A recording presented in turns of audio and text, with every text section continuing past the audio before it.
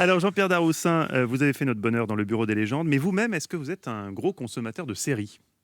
Pas du tout. Pas du tout, c'est bien ce qu'il me semblait. Alors figurez-vous, vous sortez des statistiques officielles, puisque désormais, selon une étude de l'université d'Oxford, on perd tous chaque soir 17 minutes en moyenne à se disputer avec notre conjoint pour savoir ce qu'on va regarder sur Netflix ou MyCanal.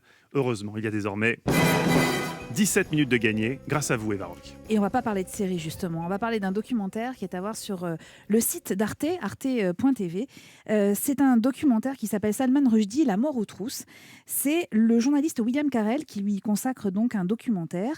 En février 1989, alors que l'écrivain d'origine indienne a publié son roman Les versets sataniques, vous en souvenez sans doute, c'était l'ayatollah Khomeini qui lançait depuis l'Iran une fatwa contre lui. C'était un appel au meurtre dont Salman Rushdie va prendre connaissance, écoutez bien, via l'appel d'une journaliste de la BBC.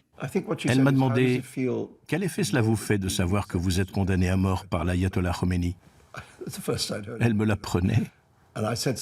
J'ai répondu un truc stupide du style « Je n'aime pas trop ça » et j'ai raccroché. Il raconte d'ailleurs après qu'il s'est barricadé dans sa maison en disant c'était une deuxième chose stupide, mais enfin on comprend la peur qu'il a eue en apprenant cette nouvelle. Et il va raconter à William Carell les longues années de planques, les services de sécurité XXL à chaque déplacement, les vagues de soutien de beaucoup de gens, aussi quelques détracteurs dont John le Carré. Il va évoquer cela avec une forme de légèreté et un immense sourire, vous l'avez peut-être entendu dans sa voix, qui tranche quand même avec le tragique de la situation. Un journaliste va détailler le processus qui était mis en place alors quand Salman Rushdie acceptait par exemple de donner une interview. Lui rendre visite relève du roman policier.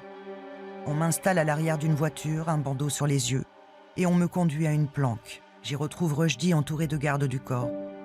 Il a les yeux bouffis à cause du manque de sommeil. Il a surtout peur de vivre ainsi pour le restant de ses jours. Je le rassure, mais non, ce ne sera pas ça le reste de votre vie. Mais si, en fait, ce sera ça le reste de sa vie. Cette vie de reclus, elle a duré 10 ans, puis les menaces se sont estompées. Les gouvernements britanniques et iraniens ont dit avoir trouvé un accord qui permettait de lever la fatwa. Mais enfin, on célèbre en ce moment les 30 ans de cette fatwa. Enfin, on célèbre. On se souvient des 30 ans de cette fatwa. Des groupes de fanatiques persistent et à affirmer leur volonté de tuer Salman Rushdie. Ils ont même augmenté la récompense à celui qui assassinerait l'auteur, soit 3 300 000 $. Lui dit vivre aujourd'hui sans souci, sans regret non plus. Il affirme même aimer de plus en plus ce livre, Les versets sataniques. C'est un documentaire sous forme d'entretien qui offre la plus belle définition de ce qu'est la liberté d'expression et que je vous conseille vivement sur arte.tv. Et voilà, 17 minutes de gagné. Merci qui ? Merci Eva Rock.